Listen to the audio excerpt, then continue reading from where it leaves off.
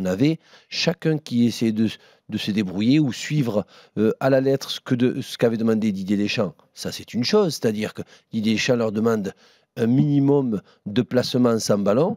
Et après, bon, ben, c'est l'intelligence de jeu de chaque joueur qui font qu'au haut niveau, ben, ils apportent la solution à la réponse quand ça ne va pas. Tu ne vas pas suivre exactement ce qui était prévu si, entre-temps, l'équipe adverse, elle, prend le dessus sur toi physiquement, techniquement, tactiquement et te fait tourner en bourrique. À toi de trouver les solutions. Et là, je me suis rendu compte, peut-être spécialement que sur ce match, ou alors tout le monde était sain, qu'on n'a pas eu cette pensée un petit peu collective pour trouver les solutions.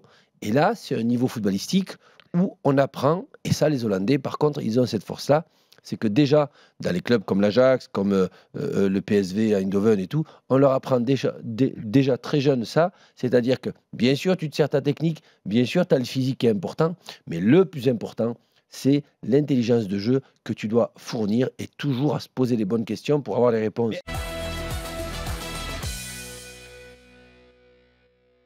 Sur le dépassement de fonction, où j'ai vu vraiment une différence, parce que Koeman le dit lui-même, il a été surpris par la composition de l'équipe de France. Donc on peut penser qu'ils avaient mis des choses en place durant la préparation de la semaine pour ce match-là, mais que justement la France a aligné un 11 auquel ils n'étaient pas préparés, et les joueurs se sont adaptés. C'est-à-dire que quand tu as Nzonzi, Matuidi, N'Golo Kanté, plus Varane et Kipembe, tu te dis, on va essayer de passer quand même plus sur les côtés, là où on a ciblé quand même les points faibles de cette équipe. Memphis a senti le coup en dézonant beaucoup sur le côté, en essayant de faire des surnombres.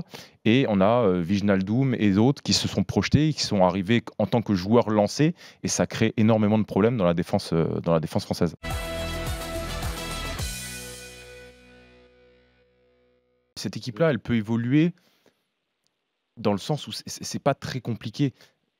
Essaye juste de monter la hauteur de ton bloc. Essaye de récupérer le ballon un peu plus haut.